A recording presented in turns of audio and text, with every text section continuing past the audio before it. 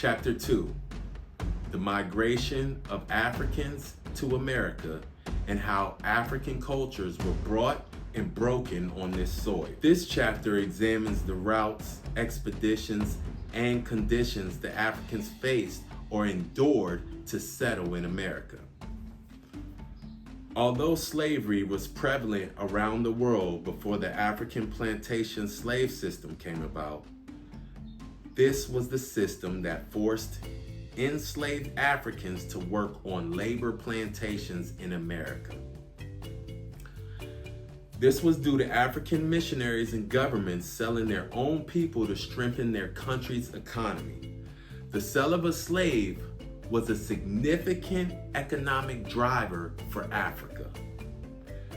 The slaves were transported to America by way of transatlantic slave routes and the Middle Passage. The Middle Passage was the forced voyage of enslaved Africans from West Africa to the Americas as part of the transatlantic slave route. Dios te bendice, hija. Dios te bendice. Dios os perdona y os ama a todos. Ala, que Dios os perdona.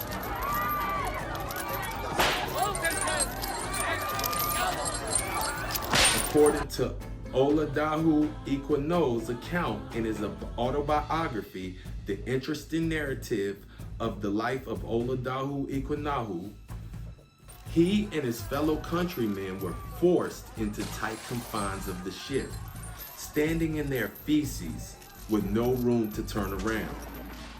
Many Africans were starving to death or dying from disease.